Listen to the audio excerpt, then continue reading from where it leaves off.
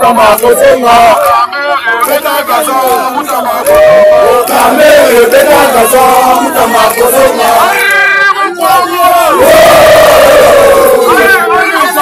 Merci na ba Congolais nyonso bazali kolanda biso de partout. Na pesi bino mbote, na pesi mbote na baye bazali libanda ya Congo, na pesi mbote na baye bazali awa na kati ya Congo, et surtout bandeko oyo bazali kolanda na Goma, Bukavu, bandeko bazali kolanda na Grand Kasai, bandeko bazali kolanda na Grand Katanga, baye bazali kolanda na Grand Bandundu, Congo Central, Kinshasa, boza ebele o bozali kolanda émission na bino na journal lelo oya bino vraiment Stani Boy, bo s'abonner belé, bo s'abonner belé, bo like parce que lelo na yeko yebisa bino pourquoi le chef de l'État vient de sauver Moutamba. Parce que na conseil des ministres oyo uti koleka, le chef de l'État vient de sauver Moutamba. Chef de l'État vient de sauver Moutamba, lolenge nazali ko expliquer bino, lolenge nazali ko loba na bino. Awa na kati ya République démocratique du Congo ou bien awa na kati ya mboka na biso M23 baza bloqué na Doha, baza bloqué. Pourquoi beaucoup na émission lelo, pourquoi on a bloqué les M23 et ba M23 ndenge tozo solo na bino boye baza bloqué na Doha na Qatar, balobi na bango boko bimate et pas États-Unis d'Amérique ba tomber na piège na bango moko. Le M23 ba tomber na piège na bango, coup d'état raté, coup d'état raté. Oui, vraiment, tu as raté un coup d'état awa, tu as raté un coup d'état na Kinshasa. C'était quoi les plans de coup d'état? Les coups d'état ezalaki préparés par Paul Kagame. Ndeomoni Kagame abandaki koloba na courage nyonso, Kagame abandaki koloba na certitude nyonso en croyant que yende azana raison. Yende azana raison, yende akosala boye, il a tous les pouvoirs. Ti Kagame abungaki pambate. Kagame abungaki bakendaki kosala ba réunion na bato na ye pona komona lolenge kani bakoki kozongisa Congo en arrière. De omoni pe arrestation ya l'ancien chef d'état-major Christian Chiwewe, conseiller à chef de l'État en matière ya armée, hein, conseiller naye Christian Chiwewe, oyo bazui ba appel téléphonique naye, bazui ba communication téléphonique naye na bandeko na ndeko tozo benga Joseph Kabila na Paul Kagame. Bato ya salaki na bango na kati ya kosolola, na kati ya masolo bokoyeba na émission na biso lelo. Na yebisi bino Kabila auti vraiment kotombe na piège na ye na bato na ye nyonso bakangami na kati ya Doha. Pourquoi bakangi bato wana na Doha bokolanda ngwa? Constant Moutamba sauvé par le chef de l'État. Parce que pourquoi nazolo ba que Constant Moutamba za sauvé tala lolenge ba monter coup d'état awa na Kinshasa, ba préférer ko sala un coup d'état Kamere abimi libanda ya Congo. Ambongo abimi libanda ya Congo. Muteba libanda ya Congo. Bazui Nayoki il paraîtra aussi na firme Vondo selon ndenge bazali koloba babimi libanda ya Congo. Mais selon ma solo lolenge tozali koyoka kenon, ces gens là bazalaki en cohérence, bazalaki na kati ya bosangana oyo bakendaki kosangana bango nyonso pour faire le cabal na oyo tozali koyoka. Et pourquoi kabal wana? Pourquoi babongisaki kabal ya bongo? Bande konanga ba Congolais oyo bozali kolandanga de partout, nazali ko assurer bino ke makambu lolenge zali ko kendele mabe vraiment eza makasi. Mabe eza makasi likolo ya bandeko yo nyonso bomoni ba préparaki kabala mabe. Et le chef de l'État na conseil des ministres, le chef de l'État pris des décisions très graves. Et surtout que le chef de l'État vient de prendre des décisions na dossier à Moutamba. Na yebisaki bino bitumba ya libande sili yakati ebandi. Bitumba ya libande sili mais yakati esali nini yakati ebandi. Oyo ebandi yakati ekozala très grave. Il y aura des arrestations en cascade. Parce que au moni bato et comme soki bakangi, au moni muto abimio, pourquoi Tshilombo est en train d'arrêter les Swahili, il est en train de un militaire azalaka yebisanga ba civil o ya ba Swahili o ya sali likambute bakangi ba na prison. Congo eza ni ya ba Swahili ni ya ba Congo ni ya ba Luba ni ya ba Bangala ni ya ba nani. Congo eza ya ba Congolais. Et tout celui qui est Congolais azana droit na kati ya République démocratique du Congo. Tout celui qui est Congolais, je dis bien azana droit na kati ya mboka na ye. Il est libre de faire tout ce qu'il veut. Et pas pour aller au-delà ya mibeko ya mboka. Parce que au moni ba M23, ba tomber tikanga na yebisa bino que ces gens-là ne raisonnent pas. Na yebisa kabino l'effet ya ke ba vandi na zamba trop, raisonnement na bango est commis moins. Raisonnement na bango est limité. Comment ces gens-là ba koki côté les maba yebisi biso ke non? Tu sais que tu ne peux pas changer la constitution. Tu sais que tu ne peux pas faire boy. Tu sais que tu ne peux pas faire boy. Wana ba condition bango bazali kopesa. Il fallait to kota na armée, il faut bakate la bango Goma na Bukavu. Bakate la bango Goma na Bukavu. Et pas pesa bango Goma na Bukavu. Bango bazwa gestion ya ba commune pendant 8 ans après ba kozongi sango. Des conditions bazali kosenga. Nemoni batingami ti batingami na Goma wana. Na lobi bozala na boye ba décision chef de l'État zui pona Costa Mutamba. Chef de l'État a suivi ma décision. Et bien, tout le monde a dit que la démission, félicitations à chef de l'État. Le lenge a outi ko sauver Costa Mutamba. Le lenge a zali na kati ko sauver Costa Mutamba. Boko melanga félicitations à chef de l'État. Félicitations à Mokantombolo. Awa tozo solo la nabino nazo yebisa bino bien que chef de l'État a sauvé Mutamba. Boko ma félicitations à chef de l'État. Félicitations à chef de l'État pour na Costa Mutamba. Awa tozo solo la nabino nazo yebisa bino ke e indeli kabila na batu na ye na doa. Bango batalaki bakor nyonso oyo to signaki na États-Unis d'Amérique. Balobi na kati ya bakor wana ni. Bayebisaki batu balobi tous les accords signés et un avantage ya ba Rwandais na États-Unis d'Amérique. Ba Congolais bazana intérêt à moko kuna te. Comme eux pensaient que ba Congolais bazana intérêt te, il fallait basa la n'importe quoi. Ba sepelaki Bayembaki, balobi que non, non, non, non. Tu sais que dit ceci, tu sais que dit cela. Mais moi, je vais vous dire quelque chose. Aujourd'hui, tu es comme on que bato yo bayebisaki bino que accord est un avantage na bango. Bango ne bazo lukalelo, bakangisi batu, bayaki kosala coup d'état, balingaki basala coup d'état, bakangi batu na bango ebele oyo bazali ko citer les Rwandais. Il paraîtra qu'il y a même des coups de fil entre Paul Kagame et Christian Chiwewe, coups de fil entre Paul Kagame et entre Kabila. Il paraîtra que Bazali Kosolola asiraki bango ke non, tu sais que diasa na maboko na ngai, soki bolingi na butu na kopesa binoye, na moyi na kopesa binoye, nyonso na kolinga kopesa binoye na kopesa ye. C'est Christian Chiwewe.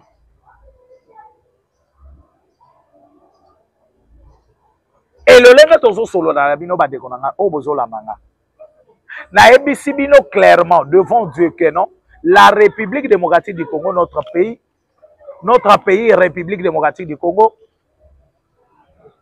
toza sir bino na ngai que le chef de l'État basali koluka par tous les moyens comment éliminer. Mais na kati ya Doha, bande kwa na bayena ba condition. Oye baye kopesa na gouvernement ya République démocratique du Congo. Et le gouvernement ba condition oyo baye kopesa na gouvernement ya République démocratique du Congo. Bazali kopesa ba exigence ya koloba keno ba pesa bango Nord Kivu na Sud Kivu. Bande kwa Nord Kivu na Sud Kivu bola nanga. Oyo Kabila oyo azoya koyebisa bino que il est là pour vous, il est là pour vous sauver. Mais pourquoi bazali na kati ya kosenga Nord Kivu na Sud Kivu pendant 8 ans? Na planning bazo sengela Nord Kivu na Sud Kivu. Plan na bango ezani. Bo lebisa nga plan na bango ezani. Mais kuna Kabila vande ayebisi bino bien que je suis là avec vous, na kondimana kufana bino, na kondimana sala na bino boye. Mais tant que de l'autre côté Kabila zali ko chama nyoko na mai. Batu bake na Qatar, c'est comme si Ernazolo bake ce sont des ignares. Je les appelle les ignares parce que ces gens-là n'arrivent pas à comprendre ce qui se passe en République démocratique du Congo. Et il y a des accords signés, les accords de paix signés entre Rwanda et la République démocratique du Congo. C'est comme si bazo tanga accord, bazo comprendre makambo ezana accord. C'est comme si bazo tanga accord, bazo comprendre makambo ezana accord. Lelo lelo lolenge tozo solo la bino. Nazali na kati ya koyebisa bino bien clairement que les accords ont signés, il y a au moins 7 conditions. Nazozo kaka condition moko eza 3e. Balobi boye. Balobi désarmement. Quand on parle de désarmement, ezalini. Kolongola ba soda minduki na maboko. Kolongola bango ba indice militaire nyonso na nzoto. Ba désarmer yo. Ba botolio ba arme nyonso za nango na maboko. Balobi bien que intégration.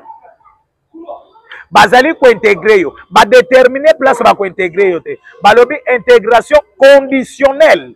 Quand on dit intégration conditionnelle, cela veut dire qu'il y a des conditions qu'on va te donner pour t'intégrer dans la société ou bien pour t'intégrer en République démocratique du Congo. Pour t'intégrer maintenant comme peuple congolais, il y a des conditions qu'on va te donner.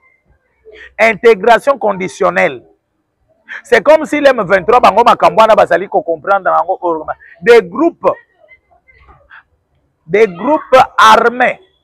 Des groupes armés et des groupes non étatiques. Pas des groupes armés, des groupes non étatiques. Et quand on parle des groupes non étatiques et des groupes étatiques, il y a différence. Parce que s'il y a des groupes non étatiques, il y a des groupes étatiques. Il y a le mot état là-dedans. Et quand on dit des groupes non étatiques, donc le groupe qui n'appartient pas des groupes armés, qui n'appartient pas à notre état, qui n'appartient pas à notre nation. Qui n'appartient pas à notre nation. Et tous ces groupes-là, nous allons faire un effort. Il y a un groupe non étatique. S'il s'agit de Kokomi Sabango étatique, oui. S'il s'agit peut-être d'intégrer Bango dans la vie Moussoussou. Et ça dépend toujours de l'État congolais. Mais on va maintenant de l'autre côté. Bandeko Batelebi. Balobi non, d'accord, signé, ils ont avantage na biso. Tu sais d'abord il y a qui mixage na brassage. Les autres sont quand na Congo na mixage et brassage. Les autres sont salaboy, les autres sont salaboy, les autres sont salaboy. Deko la nanga bien. La nanga très bien. Biloko nyonso oyo bango basalaki na kati ya kolobe ezalaki lukuta.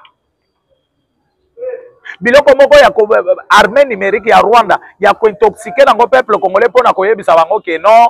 Bozomona, tu sais que dit, akeye ko signer bakoro, ils ont avantage na binote pour que le peuple ya Goma na Bukavu ba paie sa confiance na Kabila.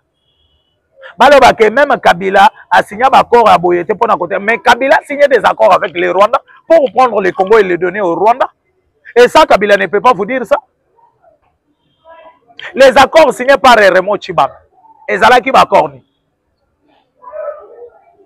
Les accords signés par Raymond Tshibanda. Ezalaki accord nini. Et quand tu bandas signer les accords, on va changer. Est-ce que Kabila peut vous expliquer ça? Ayebi sabino que soki natina Raymond Tshibanda a signé l'accord, ezalaki pona boye, ezalaki pona boye, ezalaki pona boye. Ndeko, la nanga bien.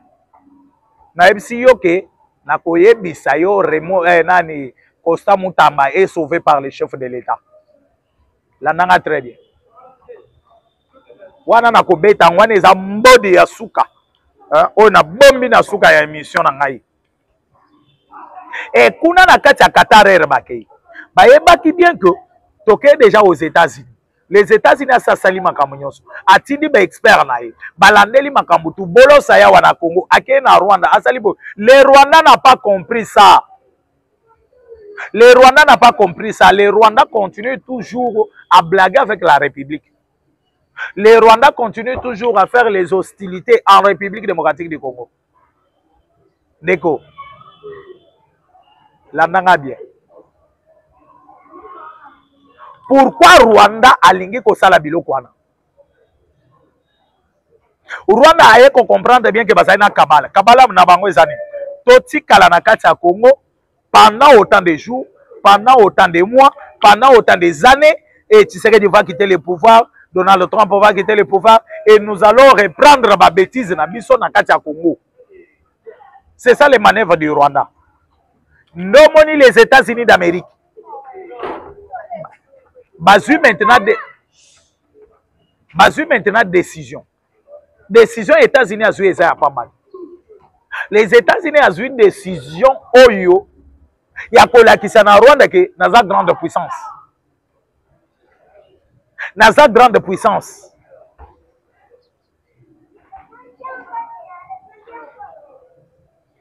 Et cause à la grande puissance dans le sens. Cause à la grande puissance dans le sens que les États-Unis à lobby, Kagame a contredit. Bolani Chole Maya lobby. À lobby pour négocier sa makamboyo. Il fallait que les gens pas États-Unis. États-Unis a joué minéré na bisonyon so mboka pour na koya ko sauver Congo na bitumba. Bango babandaki ko préférer Rwanda a joué minéré ya mboka pour a continuer ko boma ba Congolais. Ce qui est États-Unis, ton de marqué États-Unis à Zouango, mais les Congolais va pas. Donc Félix Antoine Tshisekedi Tshilombo vient de prendre Libende à boucher canon. Il y a Mundu qui babana qui kobe. Et maintenant il va que ata to beti lisa se kobimate canon et bouché. Na Libende ya makas. Oh lisa se koka kotobolate.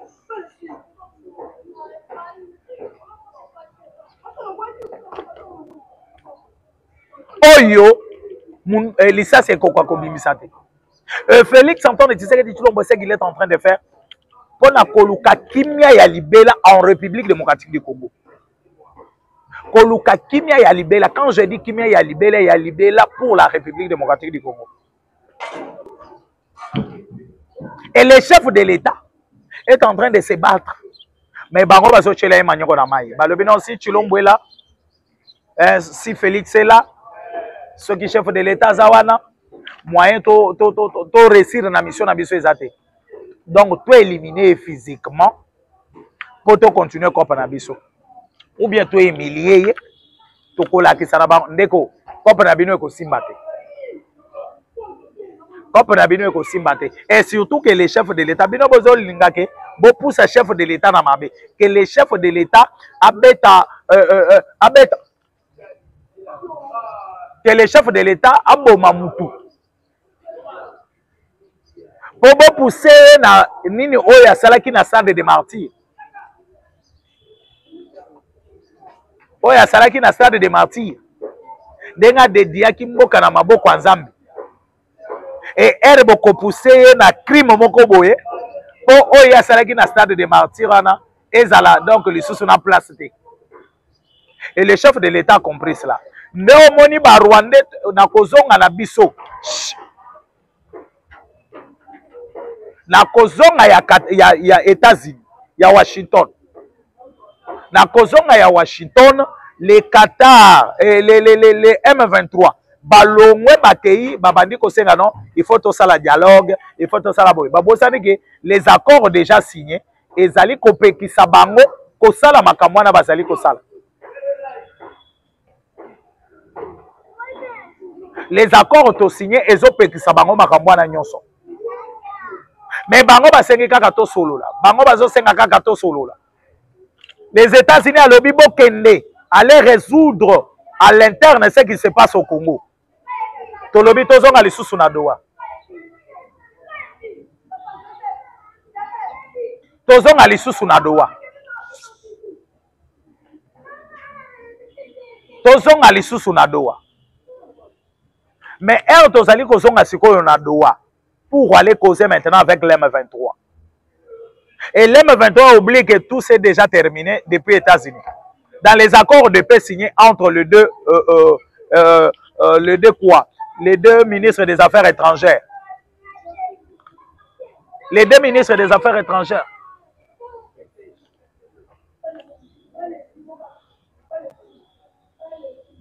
Les deux ministres des Affaires étrangères du Rwanda et de la République démocratique du Congo. Basalango pourquoi? Les États-Unis a salisi makamunyo swana. Les États-Unis a félicité Congo, a félicité Rwanda pour la initiative bazui ya kopé sakina. Zoka na CC bazana ba plan mosusu. Et c'est comme ça que les États-Unis a koya ko piéger Rwanda. A piéger Rwanda pour na koyebisa que non, aller alors négocier na Qatar. Je m'excuse. Allez négocier na Qatar. Bango pe bizengi batelemi bakei na Qatar. Ba M23. Je m'excuse. J'ai trop parlé aujourd'hui. Vous sentez que ma voix là, avec les bruits qui se fait à côté, je m'excuse. On avance. Pour la République, je vais toujours parler. Bango pe tellement que bizengi batelemi bakei na Doha. Bakomi na Doha ta liste moulay. Tokokota na institution. Bopé s'appuie sur les partis est de la République pour autant de jours, autant des années. Bosala boye, bache ba condition nyonso na mensa. Avec piège yake, soki biso tondimi ba condition, bango bakolo bageno les accords signés aux États-Unis, ça tombe parce que les accords de paix oyo to signé lolenge Congo andimi ko signé na biso, donc les accords tombent caducs. Et les plans y a ba ambongo. Leur plan y a que non, basala par tous les moyens. Tout la distraction de façon que les accords ils allaient respecter tes bango bakosa la effort ya ko faire échouer les accords. Ba côté il y a biso combien de minutes kuna? Combien de minutes côté tozo kende? Combien de minutes? Ouais. Tozo continuer to tikali kaka na 4 minutes à pamba to silisa. Les accords là signés ne ba komi na Doha, ba bandi ba exigence na bango nyonso. Ba pesi ba exigence, ba lobi boye, ba kei boye, ba sali boye. Ne omoni États-Unis d'Amérique. Aye kotinda adjoint ya Masal Bolos a kitina délégation ya Washington. Ba kitina kati pour dire que non. M23 tamoko akobima wate. Vous allez signer les accords. Vous allez signer les exigences données par la République démocratique du Congo. Parce que Rwanda a signé déjà accord de paix où ils allaient exiger intégration conditionnelle. Il y a un groupe non étatique dans la République démocratique du Congo. Quand on parle des groupes armés non étatiques ou bien intégration conditionnelle, les intellectuels sont là, bazo landanga, bayebi oyo bango bakoki ko analyser sur ça. Et lelo sikoyo toye komona bande kwana bandimi kokende Qatar. Tala ndenge bakeye ko mitika na maboko a Lyon bango moko. Et les États-Unis d'Amérique ba pesi ordre na Qatar na Doha. M23 tamoko abimate. Olanda ki balobi non to jeter ponge to ko signer les sous-soute accord to ke na biso. États-Unis a lobby bon vendre beaucoup signer. Ils le vont signer et celui qui va oser encore à l'est de la République. Wana États-Unis a sa zuba raison na yenyos. États-Unis a zuba raison nyonso oyo ya koloba na face du monde ke bato na pekisa ki ba. Ba signer ki même ba papier. Mais tala lelo biloko bazolo ba bande kwa est. Bo vanda wana boza la kimia. Buso ba Kabila zo sala na bato na ça va terminer. Du moins que Kabila boma est mobimba atika ngo polele. Mais soki ba bomite na ba Rwandais, tout ce qu'il est en train de vous dire là, azoko sabino. Kabila est en train de vous tromper. Soki ba accord oyo ba signer ke zalaki na avantage ya Rwanda. Kabila lingaki atika ba M23 ero ba si babima. M23 ero ba si babima ba kenda. Dengo moni batikali batingami wana ba yebike tozana place ya kokende te tozana iloko pe ya kosala te. Tozo silisa bango sikoyo moko pe simane mususu. Kosa Mutamba. Le chef de l'État vient de prendre des décisions. Et d'ailleurs, pour votre information, au Conseil des ministres à lobby, le chef de l'État a récupéré tous les signatures de ministres. Il y a des ministres qui ont commis la babavure. Le chef de l'État a récupéré tous les signatures. Ministre Atamorota Zalisuna signature. Peut-être, selon le chef de l'État, a quelques ministres pour le fonctionnement du gouvernement. Ma signature. Tous les ministres babotoli bango signature, pas pour rien, babotoli bango signature parce que les chefs de l'État veulent voir clair dans le gouvernement de l'Union nationale. Pour le ministre oyo ako zonga na gouvernement de l'Union nationale, ayeba ke nini nini tokoki ko sala, nini ekoki ko salema. Mes chers amis, ne omoni ko Mutamba les chefs de l'État le bibol. Je pense bien que Namboko bato ba détourner Namboko to yeba pe bisike kindate. mais lolenge mutamba bolobi a détourné bosa bisa mena kimia bosa la injustice ata moko te na kolandela pona yeba que dossier na donc cela veut dire que les chefs de l'état a kolandela dossier mutamba de près a kolandela ngo de près pour ayeba bien que bakokata ngo ndenge nini bakolande donc mutamba déjà le courage bisika zali pona kolandela dossier na kaka lolenge na yebisaki bino chef de l'état azui ba décision ya kolandela dossier mutamba ye moko naza na suka ya émission nanga kaka ndenge na yebisaki bino. Mon numéro est plus 243 82 75 76 085 plus 243 82 75 76 085. Ciao, bye.